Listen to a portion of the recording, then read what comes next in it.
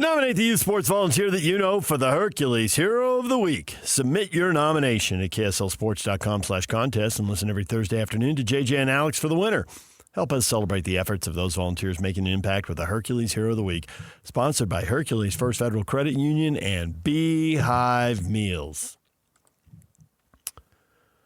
DJ PK, and we're joined now by Riley Jensen, former Aggie quarterback, now working with mental performance in the world of sports. Riley, good morning. Good morning, guys. A little Tina Turner to bounce back this morning. I like what Jake's trying to do here. She was born on this day in 1939. So I love it. There you go. I love it. There you go. Riley, I'm thinking all your work, mental performance, the psychological part of sports. I think that you watched football last Saturday and you watched the BYU game, the Utah game, and the Utah State game, and you thought, those are three very healthy teams, or they couldn't have done what they did. Yeah, I think the Utah State game was really surprising to me. I thought the win was actually going to come this week against Boise State. I thought they were going to make it in the bowl game, to the bowl game, just because that's pretty much what Bronco does. He comes in and he turns the direction around for a team. But, man, Bryson Barnes is just an amazing football player. I think he's an amazing leader for this team. I think they've really embraced, instead of I think for a long time Utah State's kind of pushed away or pushed back on the agricultural thing, and I kind of like the way this team is just embracing it. And they're like, yeah, that's what we are. We're blue collar. We're a blue collar football team. We win games. We win them in difficult ways and in different ways, and we just roll up our sleeves and go to work. That was fun. Giving up 500 yards rushing for the University of Utah is not exactly the way that you like to exhibit or show everybody that you're mentally tough, but they were opportunistic at the end of the game. And then, God, you just have – you can't – the BYU team, they are very mentally tough, and they've done it in a variety of ways this year. And, man, if you want to stop BYU, you've got to stop that running game. And they just, week in and week out, they make the plays that they need to make to win. So, yes, mentally tough in all three phases, with all three teams for different reasons and in different ways, no question. You just mentioned all three teams and did a little rundown. And what's interesting to me is put Ficklin in the mix too. So you got four quarterbacks in those three teams, right? And you look at Bryson Barnes, not recruited, walk on. Ficklin, not recruited that highly. Dampier, not recruited that highly, has to go to New Mexico. Bachmeier, recruited highly, right? So out of one of the four, only one of them was recruited highly and had the stars and all that stuff. The other three have had to make their mark. And it just amazes me, the evaluations at the quarterback position, because it seems like nobody can ever get it consistently right. A great quarterback with the stars, bombs, and I've got three guys. Ficklin, he still has a lot more to prove. But I think Dampier has proven what he can do at two different levels now. And to an extent, Barnes has proven what he can do. If they knew Rising was never going to be healthy, they probably would have kept him, and he would have wanted to stay at Utah. So he would have been doing it at the Pac-12 and now Big 12 level. How do we get a system to where it could ever be where quarterbacks are judged on their talent a little more consistently? Well, I think so. I have a little bit of a theory on this, and that is, it's really, really hard. It's really hard for everyone in football in every position, but especially quarterback. It's hard to measure motivation, and it's hard to measure the heart. And I know this is a little bit cliche, but just bear with me for a second. If I were to line up a whole bunch of college golfers and you were looking at all the college golfers and they were all swinging and like warming up for a tournament, it would be really, really hard to tell which one was the best player because they all have great swings. They all can drive the ball. They all can hit the ball well. But the one that wins the tournament has this heart and this preparation and this mental toughness that's hard to measure, right? And I think that's what's happening with quarterbacks. I mean, the theory that I have with quarterbacks is if quarterbacks get too much love too early, they become less motivated. Think about all the guys that have won Heisman trophies and have gone on in the NFL and maybe not played as well as you thought they were going to be. The quarterbacks that have played well in the NFL, and there's a couple of exceptions to this, John Elway and really Peyton Manning are the exception to this rule. But do you think that growing up in Texas that Drew Brees wanted to play for Purdue? No, he wanted to play for one of the Texas schools. Do you think Philip Rivers growing up in Alabama wanted to play for NC State? No. Do you think – I mean, I can go through – scenario after scenario after scenario where these great NFL quarterbacks were in some way slighted and overlooked. It doesn't mean that they were like completely slighted, like they didn't play Division I football, but they didn't get to play for their hometown school. They didn't get to play for the school that they dreamt of playing for. And so I think a lot of times these quarterbacks have this undeniable will or this undeniable want to show that they're the best quarterback, number one, on the field that day, and number two, the best quarterback in their conference, and then number three, best quarterback in the country, and then eventually that transfers over to like really, really long careers in the NFL. And so I almost think that these quarterbacks that get overlooked a little bit or slighted, I mean, even Tom Brady was constantly like creating these scenarios where he felt slighted or where he felt angry about things. And I think that's what these quarterbacks do, and I think that's why they're really, really good, is because they still have something to prove. So you don't think Aaron Rodgers wanted to go to a junior college? No, I don't. Okay. All right, I'm just trying to catch on here to your point. Yeah.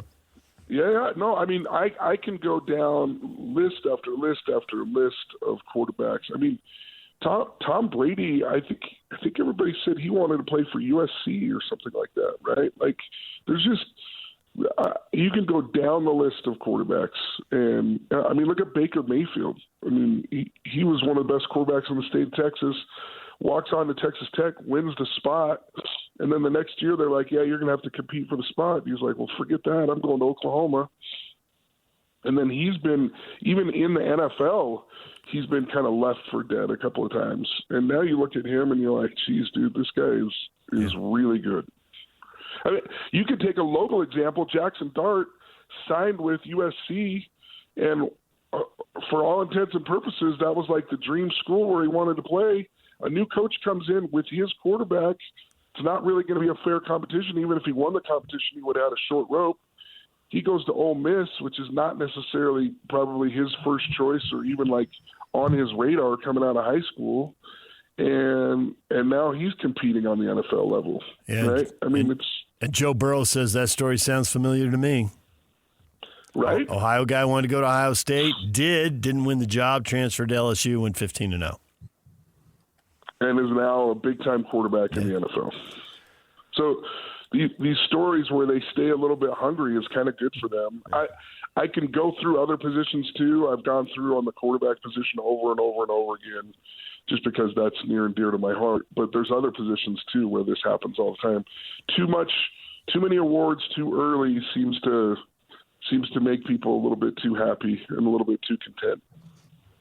That's why, Riley R. Jensen, I have never wanted or earned or won an award, because it's kept me hungry all these years. Each morning I wake up angry, my good friend.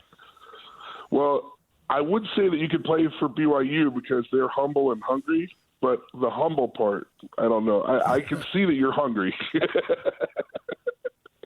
Humble? I would have to go an extra 20 miles just to have any form of humility, because I've been stripped of most of my dignity all these years. That's the way you have to approach it. You just did it right there again. hard work to be Patrick Kinahan. What I like what you're doing is you're continually like motivating yourself. You're like the Tom Brady of sports radio in Utah. That's what you are. Constantly creating scenarios where you're angry. He's got to do that because he got to settle here in beautiful Salt Lake. It's not like he's Josh Allen. He had to go to Laramie, Wyoming, right? I started in Casa Grande, Arizona, David James Sniggledorf III. Have you ever been to Casa Grande, Arizona? Ask some of your soccer boys. They've been there. They have been That's there. the bottom of the barrel. They have no dentists in the town. You know why? Well, figure it out. I can Do they tell have you. summer teeth? Some are here, some are there. Oh, nice. Wow, I hadn't heard that one before. When they built that new academy in Harriman, they're all out there for that. They took some players out there for the groundbreaking, and I saw Justin Glad, who went through the academy when it was in Casa Grande. They said, "Is every player from this point forward going to be soft?" And he just laughed maniacally. Absolutely. If you don't know Casa Grande, you don't know toughness. Yeah, and I know Casa Grande. I've been to Casa Grande. Casa Grande is a friend of mine. Yeah, well, you and Justin can bond over that because that was he wore that as a badge of honor, no doubt about it. Absolutely. So let me throw this at you, Riley R. Jensen. If that same form of motivation that you're using with that philosophy and that alignment, how much do you think that can carry the Cougars next week when they go down to Arlington, Texas, and play Texas Tech, which embarrassed them on national television on the heels of Fox Big Noon and all that stuff? Well, so there's two things like psychologically that I think bode well for BYU. Whether it's the NFL or any level of football, I mean, you can go all the way down like Little League here in the state of Utah. To beat a team twice in one season is really, really difficult to do for a myriad of reasons. I think BYU will be super motivated. I think their running back is much more healthy at this point than he was in the first Texas Tech game. I think that BYU will know what to expect. I'm not sure that translates to a win because I think Texas Tech is just a really, really good football team. I can almost give you the Riley Jensen guarantee that comes with a warranty that this game is going to be a lot closer. And I think BYU has will have all kinds of chances to win this game. I think the last game, the hard part is it got out of control, and so it didn't. In your head, you're not going, man, if we just would have made this play or that play, we could have won that game. I think this next game could be something like that. And so that's the type of a game where BYU has played opportunistic football. When they've had a chance to win, they're pretty good. The only game that they haven't really had a chance to win is this Texas Tech game. And I think they'll be in the game this time. I can't guarantee a win, but I guarantee you it's going to be a lot closer. I'm watching the game playing that's going on with substitutions. You know, the offense substitutes and then the defense. They got to do it early because otherwise the defense takes their time and tries to get a delay of game. And I watch it going back and forth. And I think what the Utes did in the Sugar Bowl where they basically went they didn't sub and they went – now it's tempo. It used to be the 2-minute drill. It used to be no huddle, whatever you call it. But they didn't give them time, and the defenses got gassed. Now, there's a risk you go 3 and out, and your defense is gassed because they're right back out there on the field.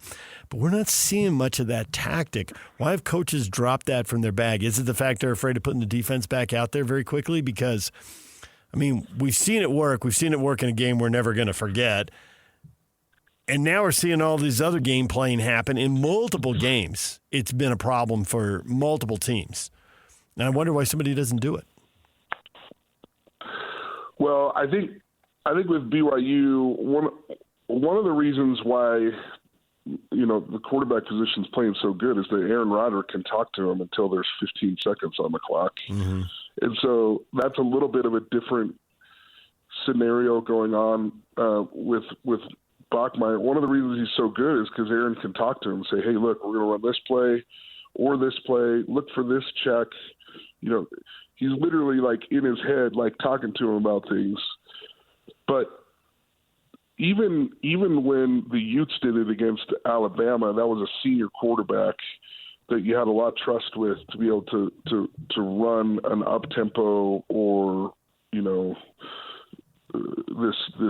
high speed offense. Now, what I would say that you could do, and what I would say is a nice mix up, is I like teams right now that will mix it up during a series, or one of the things that I do just with my Little League football team is we'll come out and we'll say, okay, so on second down, we're going full speed, meaning one play per 4 downs. Every time it's second down, we're going what we call NASCAR, which is to speed it up.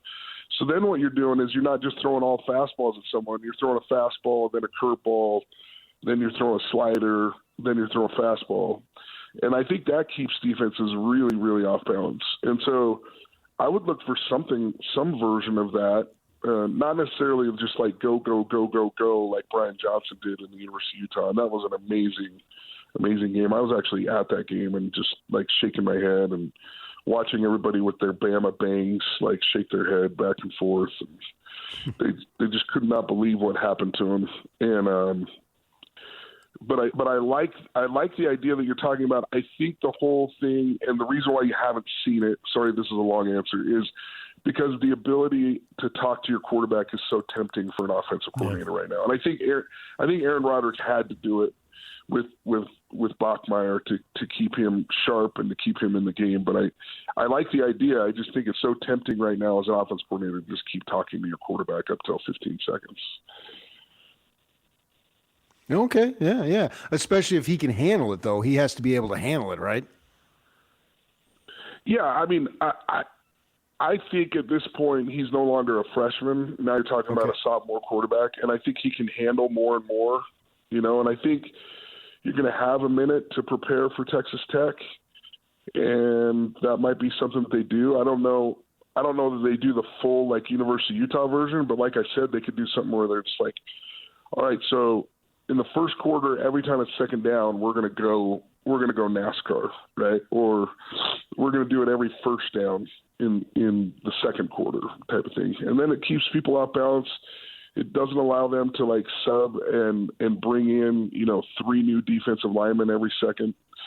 And that's where they're so good is not just the fact that they're good at D-line, but they're deep at defensive line. Sure. Riley, we'll leave it right there. Good luck to your Aggies beating Boise State. 9 straight losses. The streak could be snapped. Well, it could happen. Feels like it could definitely happen.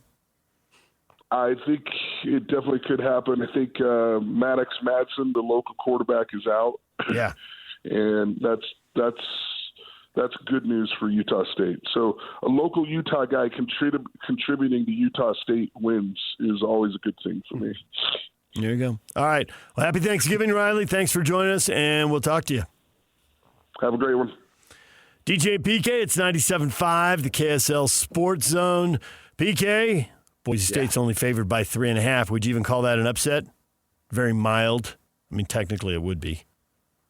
Technically, but I think it's more historic given the 9-game losing streak, that type of stuff. So if you factor that into it, clearly Boise has the mental advantage as a program. Now, that doesn't mean necessarily that the individuals on this team this year have that.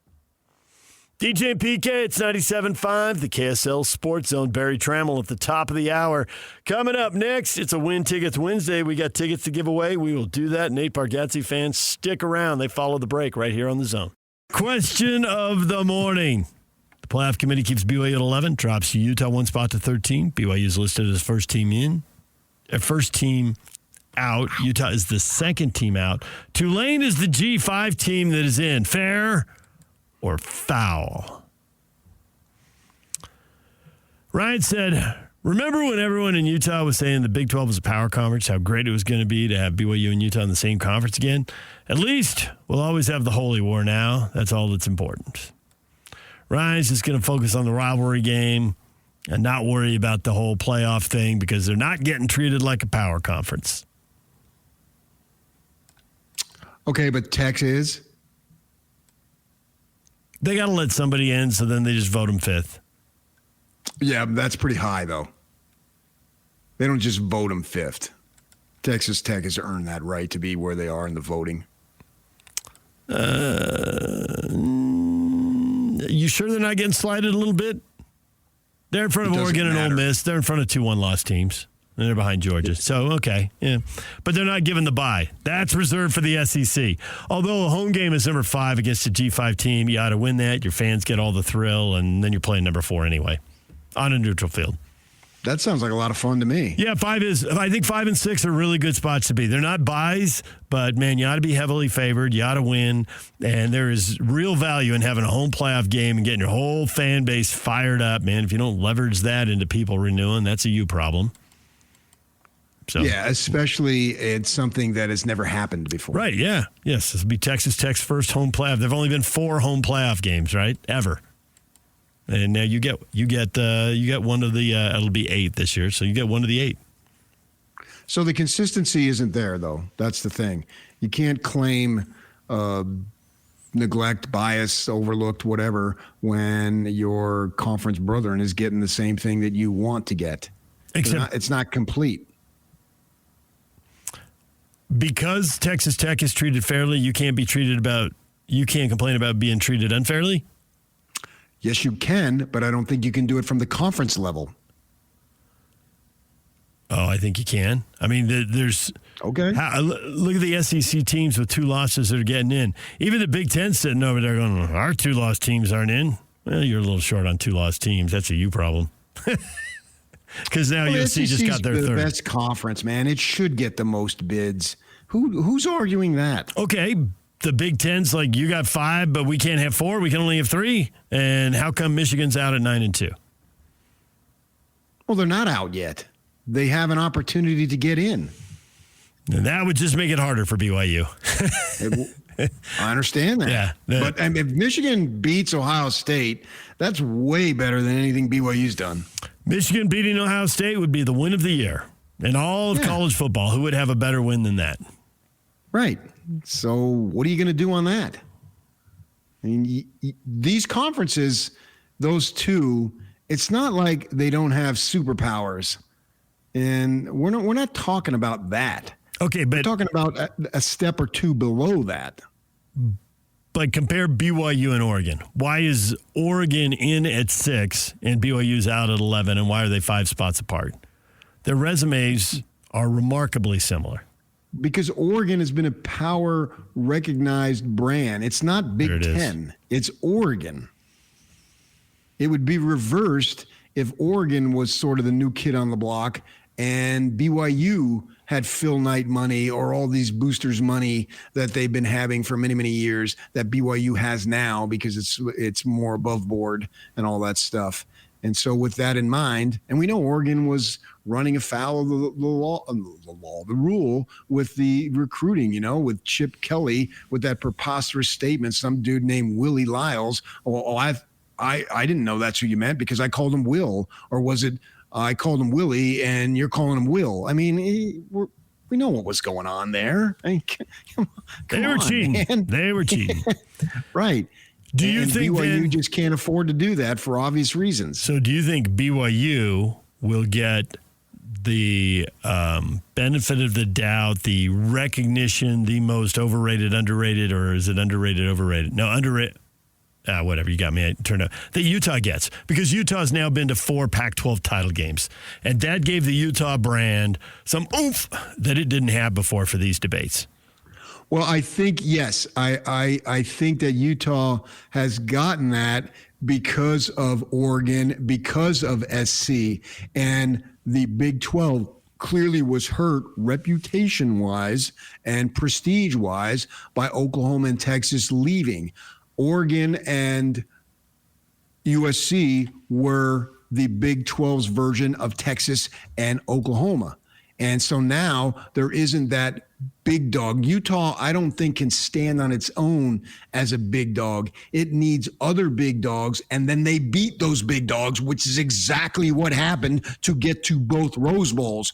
And so Joe Blow, sitting wherever, he may not understand that Cristobal's had not just one foot, he had 9.5 toes out the door when they played in the Pac-12 title game. But he does know that, wow, this Utah team there with that tough Whittingham dude, they beat Oregon. And so the Big 12 doesn't have that right now.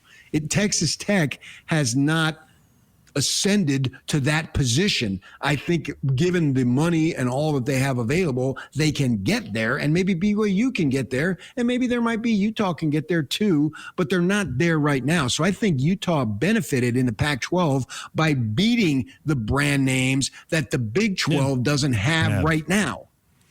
But by the time BYU's been to 4 conference title games, maybe they'll be seen differently. And who knows who will be viewed as a big dog along the way. I mean, Utah and Texas Tech would be your obvious guesses.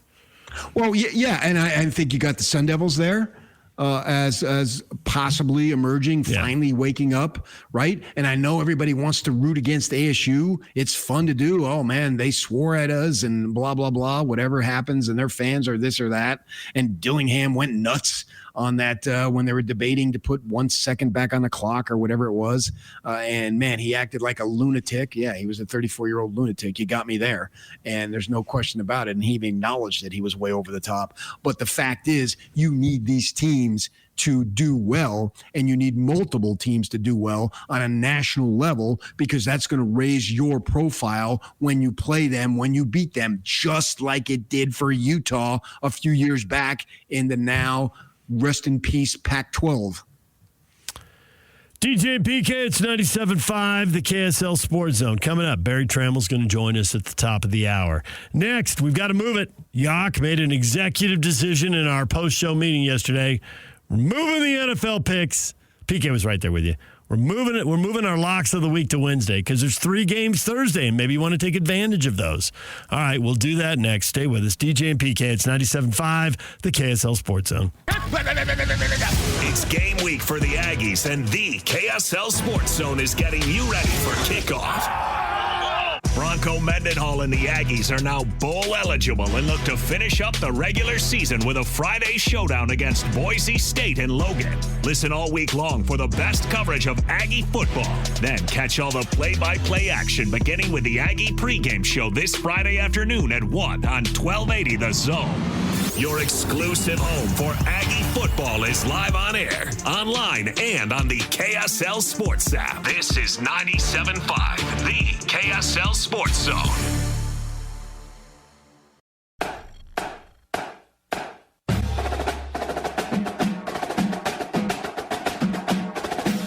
Hercules First Federal Credit Union Salt Lake County High School Player of the Week this week, Isun Tafa from Corner Canyon High School. Tafa, a USC commit, led the Chargers' offensive line as they ran for 238 yards in their 35-20 6A state championship win over Lone Peak High. The Salt Lake County Player of the Week award, proudly presented by Hercules First Federal Credit Union. At Hercules, they're celebrating the everyday victories. Hercules First Federal Credit Union, growing stronger together. All right, it is time for the NFL Locks of the Week. Neither one of you have used the Kansas City Chiefs this year. Is that true? I know I did. You still held off, haven't you, Yak? Haven't you, PK? As far as I can recall, yes. You could step up right now and take the Chiefs over the Cowboys in what feels like a playoff elimination game. I've learned my lesson last week. You're not picking against Dallas at home? No. Okay. Philadelphia can get upset in Dallas. Who can't get upset in Dallas? I was, all right. So you guys were talking Texas about Tech. Thursday game. Yeah, okay. Nice. You guys were talking about Thursday games. You want the 6-5 Ravens over the 3-8 Bengals? Either one of you want a piece of that game? I've already taken Baltimore, so I can't take them. Okay. All right. Packers-Lions is the other Thanksgiving Day game, which is weird that the loser of that game, even though they both already have 7 wins, the loser will probably be on the outside of the playoffs looking in. That's where the Lions are right now. I'm wondering where the Lions are. I've got my pick if you guys want it right now. I think I might go Chargers. Have I gone Chargers? Oh, I was going Chargers too. Yeah. PK, you have not taken the Chargers. You've taken the Los Angeles Rams, so the other LA team. And DJ, same I've thing. also done the same thing. Yeah. I took the Rams, not the Chargers. But the Raiders are 2-9 in disarray. The quarterback play is not good. They're down two coordinators. Yeah. It's just chaos. So you're both going Chargers then? Yeah, I think so. I have another question. What are you going to do, Yak? I'm going to take my boys. The San Francisco 49ers are going to ruin the image of Shedeur Sanders on the road. Oh, man, give that kid in a full off season. Jeez. I mean, you know what's going to be amazing? He's going to have his number retired by the Colorado Buffaloes and the Cleveland Browns. Oh, there. Okay, yeah, there you go. Looking forward to that. And just for as great as he is, have Baltimore, since they used to be in Cleveland. Retire it there, too. The original Browns. Yeah, Shedeur, man. I'm taking the 49ers. Christian McCaffrey's going to roll in Cleveland. I was looking at that one, too. But I don't remember. I haven't taken the Niners, have I? You have not. Jaguars-Titans was also out there. I considered that one. Jags are 7-4. Titans are 1-10. Titans haven't won a home game yet. Beat the Cardinals. Great. I lost that game. Now, I put the 1 in 1-10. Thanks, Tennessee. sure. The Cardinals have been pretty frisky, though, with Jacoby Brissett at quarterback. So keep an eye on that. They're in Tampa Bay. And Playing the Bucks. they've also got a Baker Mayfield's injured shoulder. left shoulder jacked up. Yeah. I'm behind you, Yak. I don't like going with that one, though. This is going to be like the Price is Right, where I just choose one more. Okay, where are you going then? $501. 501. And I don't want to. I want to pick different from what you guys pick.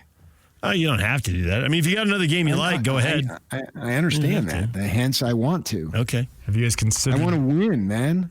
Because I don't think either of you. Oh, no, DJ, you've taken Denver, but PK has not, and they are playing the Commanders on the road. Okay, that was the other one I was going to ask you. Yeah.